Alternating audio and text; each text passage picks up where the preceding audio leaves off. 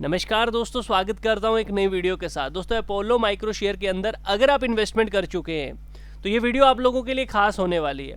या फिर Apollo micro share के अंदर आप इन्वेस्टमेंट करने का सोच रहे हैं, आपको भागती हुई जो इसमें तेजी जो आपको देखने को मिल रही है, उसे देखते हुए आपको अगर ये महसूस हो रहा है कि आप पीछे रह गए हैं, अपोलो माइक्रो शेयर को बस आपने नहीं लिया, तो इस वीडियो को ध्यान से देख लेना, क्योंकि ये वीडियो आप लोगों के लिए बहुत खास होने वाली है। और या फिर अगर आपने लास्ट डे में कहीं इसको 137 138 के करीब ले लिया है और अभी 130 पे आ चुका है, तो भी ये वीडियो आप लोगों के लिए खास होने वाली है। ध्यान से देखना। अपोलो शेयर के बारे में A to Z इन्फॉर्मेशन दूंगा, उसके पहले आपको बस इतना कहना चाहूँगा कि अगर आपने अभी तक चैनल को सब्सक्राइब नहीं किया है तो जल्दी से कर लो, क्योंकि हर वीडियो का अपडेट टाइम पे आप लोगों को मिल जाएगा। तो सबसे पहले देखो, अपोलो शेयर की अगर हम बात करें या फिर किसी स्टॉक की जब हम बात करते हैं, ऐसे अपोलो शेयर ही है, तो हमें ये पता होना चाहिए हम किसके साथ निवेश कर रहे हैं, उसका प्रमोटर कितना निवेश कर चुका है। अगर प्रमोटर की बात करें, यहाँ पे 55% के करीब उसकी हिस्सेदारी थी, जो कि अभी भी मेंटेन है। लेकिन एक बुरी बात यह है कि उसमें से 47% हिस्सेदारी वो प्लेज कर चुका है, गिरवी रख चुका है, जो कि एक अच्छी बात नहीं होती है। लेकिन हाँ, अगर आपको ये पता हो कि ये गिरवी रखकर पैसा कहाँ लगाया गया है, किसी अच्छी जगह पे लगाया गया है, कहीं इन्वेस्टमेंट की गई है, तो आप कह सकते हो कि भैया फिर ये अच्छी बात है। लेकिन अगर आपको नहीं पता तो आप इसे अच्छी बात मत मानिए, इसे एक नेगेटिव चीज़ ही लेकर चलिए।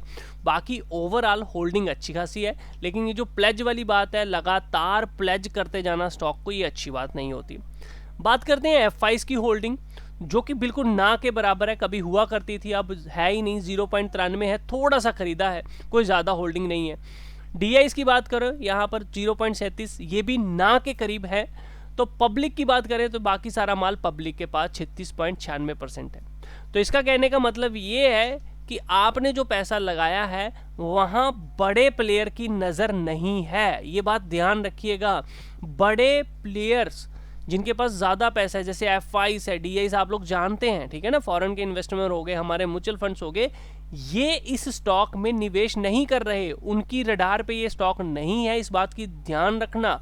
तो आपने जो पैसा लगाया है, अपनी खुद की स्टडी जो करके लगाई है ना, ध्यान रखना वो खुद तक ही है, यानी कि आप तक ही वो स्टडी है, बाकी किसी तक नहीं है, बाकी कोई इंटरेस्टेड इसमें नहीं है बड़ा प्लेयर। तो आप जिस जहाज पे सवार हैं उस पे उसका मालिक और आप ही है, तीसरा बंदा कोई नहीं है इसको चलाने वाला। तो प्रमोटर जो इसका खुद का है वो भी 47% प्लेज कर चुका है। तो जो लोग नए निवेशक थे उनको आई थिंक मेरा आइडिया मिल गया होगा कि मैं आपको क्या बोलना चाहता हूँ। यहाँ पर कहने का मतलब जो भी है, वीडियो लाइक कर देना अगर अभी तक थे और आपको समझ आ गया होगा कि होल्डिंग पैटर्न अच्छा है या बुरा है। हर वीडियो में होल्डिंग पैटर्न बताता हूँ, आज कुछ चीज़ें आपको सीखने को भी मिली होंगी। समझ में आई है ना? लाइक कर देना ना, और लिखना ज़रूर यस, ठीक है। चलो आगे बढ़ते हैं, ठीक है। तो ये अच्छा पैटर्न नहीं होता, ये बात ध्यान रखना। अब दूसरी चीज़ ये होती है कि कंपनी का फंडामेंटल कैसा है। देखो, कंपनी का जो रेवेन्यू है जनरेट हो रहा है 371 करोड़ तक पहुंच गया, इंक्रीज हो रहा है। नेट प्रॉफिट की बात करें तो जैसे जैसे रेवेन्यू जनरेट कर रही थी वैसे वैसे प्रॉफिट भी जनरेट कर रही है। लेकिन क्या इस प्रॉफिट को कैश में कन्वर्ट किया जा रहा है? तो कैश फ्लो में अगर आप देखोगे, ऑपरेटिंग एक्टिविटी पिछले 2 सालों से नेगेटिव है। ये अच्छी बात नहीं है, यानी कि ऑपरेटिंग एक्टिविटी काम करने में इनको दिक्कत आ रही है।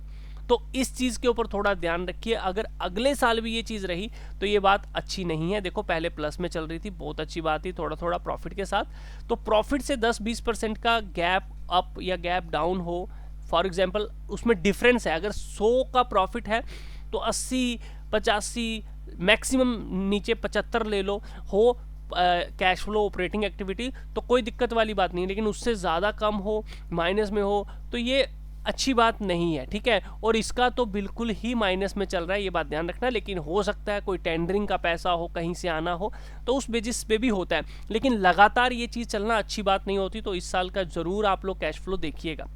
इसके अलावा मैं आपको बताना चाहूँगा कि डेब्ट टू इक्विटी रेशो देखो, ये इंक्रीज होती जा रही है। लेकिन रिस्की कंपनी नहीं है, जिसकी भी डेब्ट टू इक्विटी रेशो 1 के ऊपर होती है वो ज़्यादा रिस्की कंपनी होती है, बट इसकी नहीं है।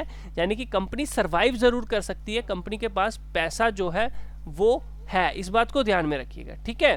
तो अब इसके अलावा हम लोग क्या करेंगे, हम अब सीधा बैलेंस शीट के ऊपर चलेंगे।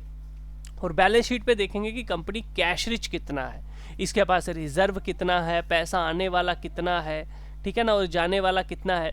तो यहाँ पे हम जो भी देखेंगे कंसोलिडेशन बेसिस पे देखेंगे, और इसके बेसिस पे ही अगर हमें रिजल्ट मिले कंसोलिडेशन के तो ही अच्छी बात है। अगर कंसोलिडेशन के अलावा रिजल्ट नहीं मिलते तो वो अच्छी बात नहीं होती। देखो यहाँ पे इक्विटी शेयर कैपिटल 28 की है, यानी कि इन्होंने इक्विटी बेची है, और इसे बढ़ाना अच्छी बात नहीं है। पहले 20 थी, अब 28 कर दी, तो इस बात का ध्यान रखो।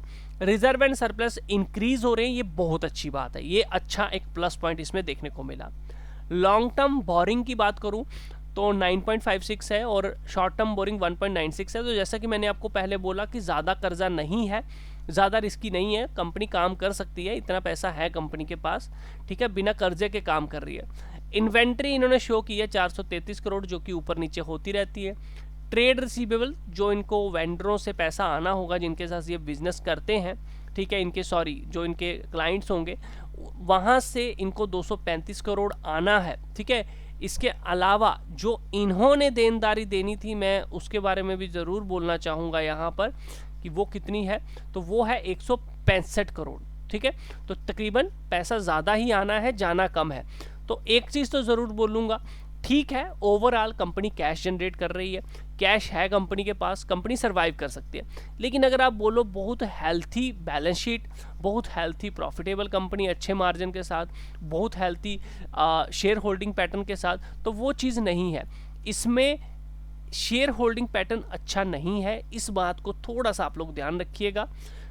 बैलेंस शीट ये चीज़ें बनाई जा सकती हैं, लेकिन इसके साथ साथ बड़े निवेशकों का निवेश भी उस कंपनी में होना ज़रूरी है जहां हम पैसा लगा रहे हैं, एटलीस्ट वो उसे संभाल सकते हैं। हाँ, इसमें ये चीज़ भी होती है कि कभी कभी स्टॉक चलने के बाद ये लोग आते हैं, ठीक है, इस बात का भी ध्यान रखो। तो जब ये आएंगे तब देखा जाएगा।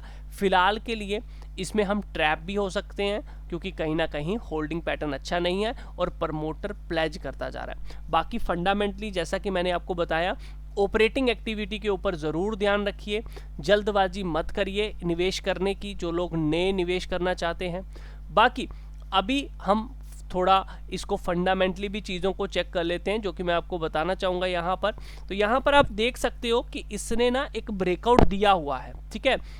टेक्निकल बेसिस पे अगर मैं बात करूँ, बहुत अच्छा पैटर्न है, बहुत अच्छा ब्रेकआउट है। अगर ये ब्रेकआउट चलना है और इसको ऊपर की तरफ जाना है तो ध्यान रखना ये 114 के नीचे नहीं आएगा, यहीं से ऊपर चला जाएगा और ऊपर की तरफ आपका 139.77 का एक रेजिस्टेंस है। इसके ऊपर अगर ये एक दो हफ्ता भी सस्टेन हुआ, या फिर हो सकता है सस्टेन के बिना ही चले जाए। फिलहाल के लिए मैं बस यही कहना चाहूँगा कि ब्रेकआउट आ चुका है, लेकिन ये ब्रेकआउट 114 के नीचे नहीं जाना चाहिए। अगर कुछ दिन और यहाँ पे सस्टेन हुआ तो ऊपर की तरफ ही निकलेगा। टेक्निकल बेसिस पे इसका ट्रेंड बुलिश है, ब्रेकआउट के साथ ऊपर की तरफ जाने की पूरी इसकी कोशिश रहेगी।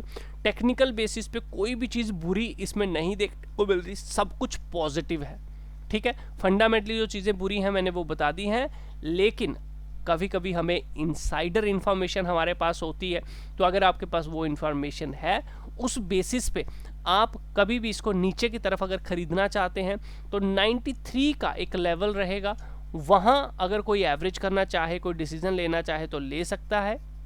बाकी उसके अलावा एक नीचे और लेवल आएगा 60 रुपीज़ का, फिर 46 रुपीज़ का, ये बात ध्यान रखिएगा, ठीक है। इसके अलावा बीच में कोई ब्रेक नहीं है, एक ये छोटी सी ब्रेक रहेगी 77 रुपीज़ की, इससे ज़्यादा नहीं, ठीक है। तो नीचे एवरेज के लिए 93, 77, 60, 46 है।